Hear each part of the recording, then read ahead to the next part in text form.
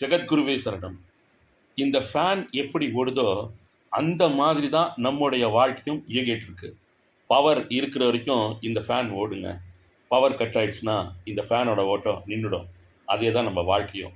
இப்பேற்பட்ட பிறவியில் மகாபிரபு ஜெகத்குரு ஸ்ரீ ஸ்ரீ ராகவேந்திர சுவாமிகளை நாம் தெரிஞ்சு வச்சிருக்கிறது மிகப்பெரிய பாக்கியம். தெரிஞ்சு வச்சா மட்டும் போதுமா?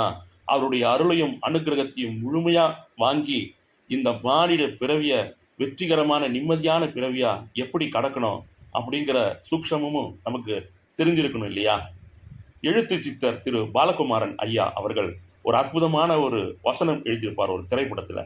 ஒவ்வொரு மனுஷனுக்கும் ரெண்டு பக்கம் இருக்கும்.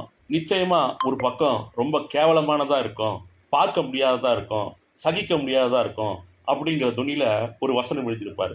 அவர் எழுதியிருக்கக்கூடிய அந்த வசனம் நிச்சயமா பெரும்பாலாக அனைத்து மனிதர்களுக்கும் நிச்சயம் பொருந்தும். மனிதர்கள்னா தவறு செய்யறது இயல்பு தானே அப்படின்னு நாம் எடுத்துட்டாலும் அந்த சாதாரணமான அந்த பார்க்க முடியாத சகிக்க முடியாத இருக்கக்கூடிய பக்கத்தில் இருக்கக்கூடிய பிழைகளை ஒவ்வொன்றாக எடுத்து திருத்தி திருத்தி திருத்தி அதை நேர் செய்து நாம் மகாபிரபு ஜெகத்குரு ஸ்ரீ ஸ்ரீ ராகவேந்திர சுவாமிகளின் அத்தியந்த பக்தன் நான், அத்தியந்த பக்தை நான் அப்படின்னு சொல்லிட்டு நாம் நிற்கும் பொழுது குருராஜனுடைய பரிபூரண அருளையும் ஆசிகளையும் நிச்சயம் முழுவதுமாக பெற்று என்றும் வாழ்வாங்கு வாழலாம். நன்றி, வணக்கம். ஜெகத்குருவே சரணம்.